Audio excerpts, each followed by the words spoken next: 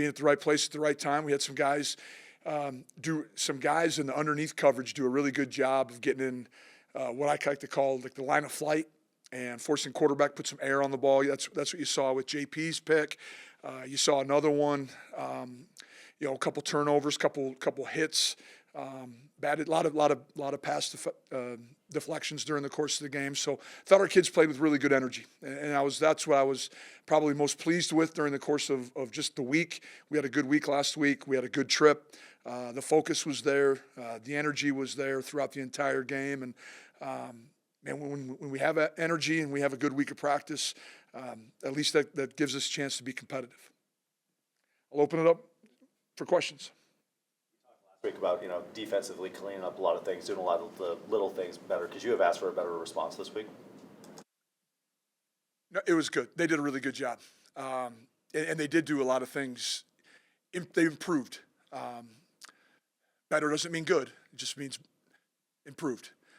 There's still areas that we can continue to look at. I think there's some plays that we wish we would have back during the course of that game. We still gave up 3 or 4 explosive plays that you'd like to have back always. But I thought Coach Petrino, Coach Walker, Coach Olson had a really good week, a good plan put together, how we were going to line up and defend. Because Missouri State had really good skill kids, really good skill kids. And it feels like every team we play has outstanding skill kids right now, going back to week 1 against Eastern Washington. Zach Matthys had a pretty big game, and a lot of people have been waiting a long time for that one. Kind of your thoughts on his performance on Saturday and the evolution of the passing game for you guys so far? Well, Zach is a little bit of a unicorn out there just with his height and his ability to run, and he creates separation because he's 6'6", 6'7", but his ability to play XZ, he can be inside.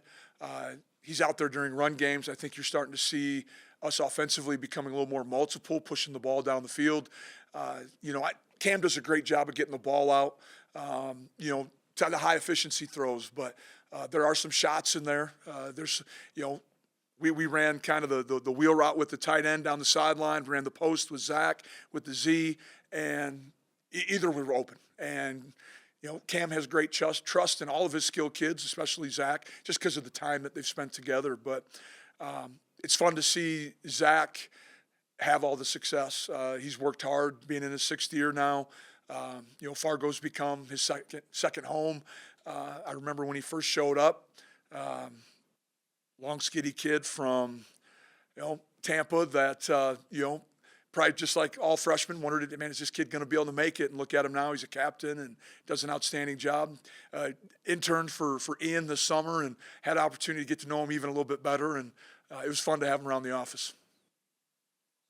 Where noise can be a factor in the FCS. So how do you deal with that? How do you prepare for it? Well, it's one of the things that we've tried to already start because of having the indoor and having a place where we can push the decibel level to nearly 100. We've already tried to, we started doing some of that back in fall camp with the anticipation we're going to be in a venue that we're going to be in. There's 3 places that that's still on our schedule that we envision that could be loud. And this week is one of them. And so we'll have noise, music, a combination of everything on starting today at practice. So, but I think we're better prepared now than we were in 21 for noise.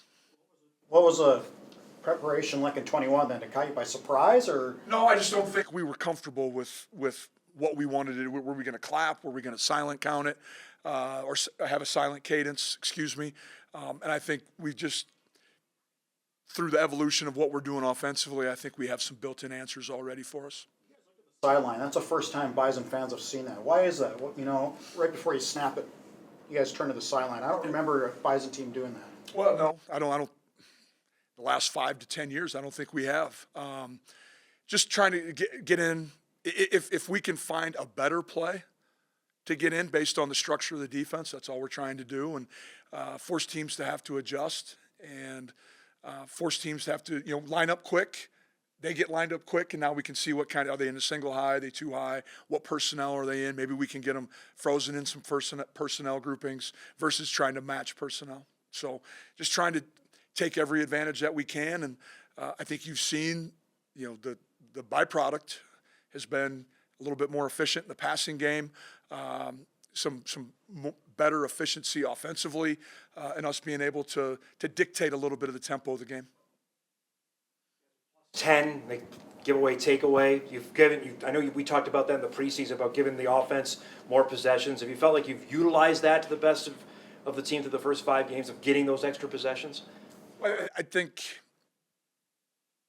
of course, you'd love every takeaway to turn into points. I don't know if that's necessarily the case. I know this last week, I think we only maybe scored a touchdown after one of them, but still, getting our offense on the field, it's going to significantly impact time of possession that we have, and I don't know if that goal, where it sits as far as analytically determining wins and losses, but for the Bison, we feel like that's an important caveat for us to have success is winning the time of possession, and just having just team success. However we can do it. If it's on, this weekend we had 4 traditional takeaways. We got a couple stops on 4th down, made them punt a couple times. All that's positive. In this day of age with college football and how spread out it's become, and you just see the offensive stats just continue to elevate and climb, and people are scoring at a high rate. Anytime you can get stops, you need to appreciate them. Show the analytics of less possessions now with the clock running. Have you seen that? I don't know if we haven't really dove into that. I feel like when you see 2 teams that huddle, I don't know if I made the comment here, but there was a week 0 game in the FBS, 2 FBS opponents, and I reached out to one of them to say, what were your thoughts of the new timing scenario with no stoppage on first downs, and they felt like that there was 1 less possession per half. I think that's when you see 2 teams that might huddle against one another. I don't know if it's impacted, when you have tempo teams or teams that want to get on the ball, line up quickly. I still think people are still snapping it with 20, 25 seconds left. Does North Dakota represent this weekend? Good football team. Veteran quarterback. Anytime you play a veteran quarterback, you makes you nervous. And Tommy's done a really good job. He doesn't seem to get pressured much. I think what they do schematically, they buy him time. They're moving the pocket, sprint out, nakeds. He's not afraid to get the ball out of his hands quick. He has some big targets on the perimeter. He uses his tight ends. Bo Belquist is an outstanding skill kid, probably their top one, but I think they have some other kids that are really good. I know I can't think of the name right now, but his last name's Klein. He's like a 6'7" wide receiver, had a one-handed catch against South Dakota State. Just a receiver with that length, again, creates a mismatch.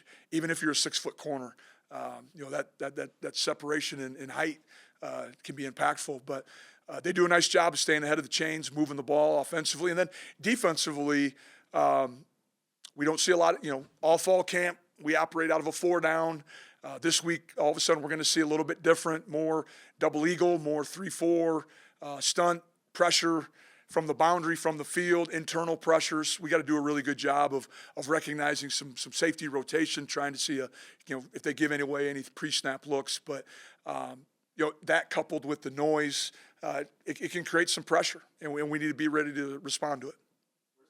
Go for you guys when you're going up against an offense with that many weapons like you mentioned, especially with a veteran quarterback like Thomas Schuster? Where's the emphasis go for you guys defensively? Well, still got to find ways to step on his toes and force the ball to come out quick.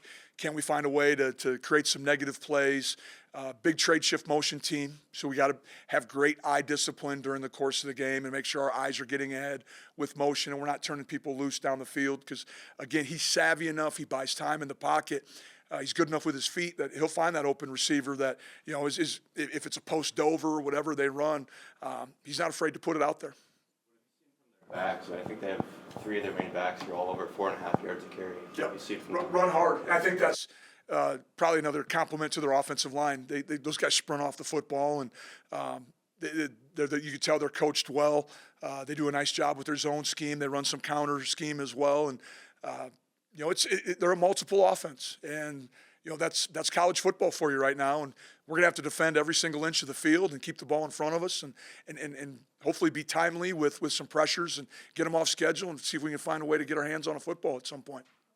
Seeing Barika Penu's development through 5 games, what does he maybe bring in the backfield that maybe some of the other backs don't? Or I'm going to speak in regard just to what he has.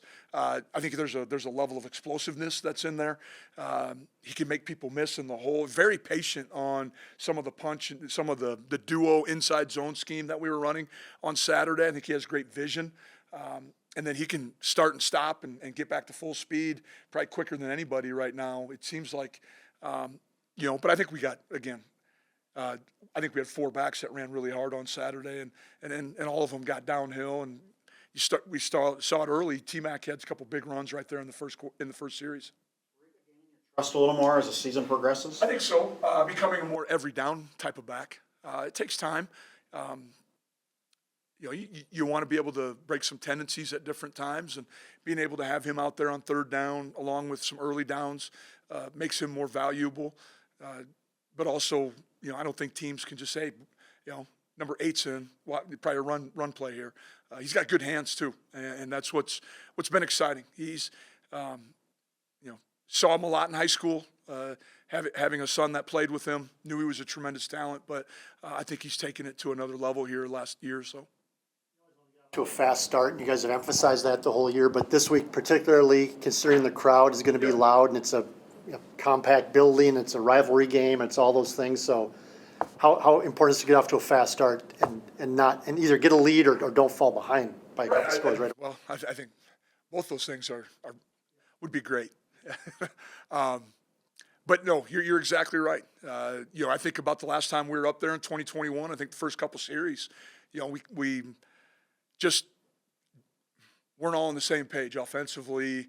How we wanted to, was it clap? Was it going to be silent snap count? All those things. And so a little bit disheveled. And so I think we need to have a really good week. We're going to come up with a outstanding plan. We always do with our coaches, but we need to prepare be prepared.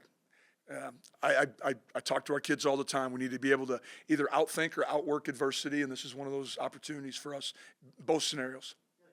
15-yarders at Missouri State. I think TK had a personal foul, and there was a sideline personal foul. I mean, those are things that just, again, looking at it this week, that just can't happen on the road in a tough place. You're exactly right. They can't happen, period. Doesn't matter if you're home or away. And, the sideline infraction, it doesn't matter how excited you are. You still can't run into an official if you're a player. You got to stay in your box. And then TK, players can't lose their cool out there. The second player is always going to be identified. And that's what's frustrating. And so, we're going to handle it on Tuesday at the end of practice, and we'll continue to learn from our errors. Hendricks improve his game over the past 6 weeks? Well, I think you saw it towards the end of last year, coming off, and unfortunately, we all know football, part of the negative side of football is the injuries that are sometimes associated with it. The thing that we've seen the last 5 weeks of maybe 22 and the first 6 weeks of 23 is you're seeing a healthy Dylan Hendricks. And so he's been able to play full speed, understands defense, understands what we're doing defensively. And he's a physical kid. And that's part of the reason why out of high school we recruited him. He was a high school quarterback, but he was like one of the top 5 rugby players in the country coming out of high school, and all over the world playing rugby. And we knew he had that mean streak in him, that toughness. He's a blue-collar kid, and I think he's only scratching the surface. I'm really excited about what he's done and his leadership that he's provided in that defensive end room. Of the offensive line moving, Mason Miller left guard and Gray's able to right tackle. Is it done what you've hoped, or what's just your thought? I think so. I think that move was made with. I don't think anyone thought that it'd just be, hey, we're going to hit the ground running. There's going to be a little bit of adjusting.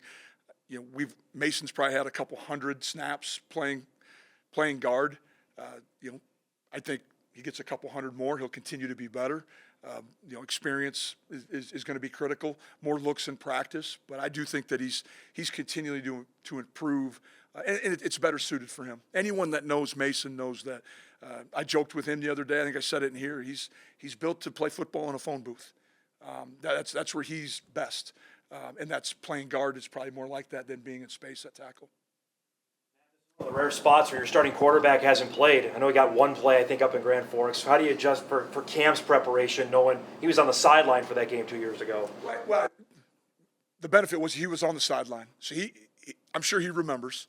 I'm sure he remembers that day vividly, just probably, some of the inability to get going early and the things that caused it. So we've already been talking to him. He's been in today.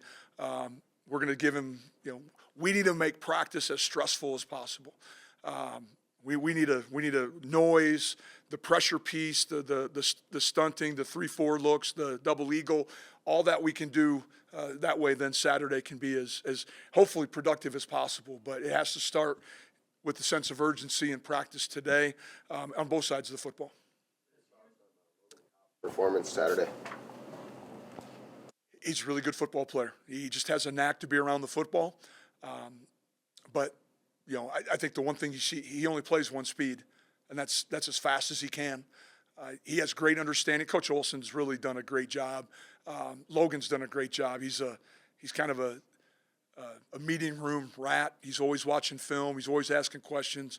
He's an unbelievable note taker, and doesn't leave any stone unturned. And it's been fun to watch him have the success that he's had, and really fun on Saturday when he had 60-plus family members in attendance.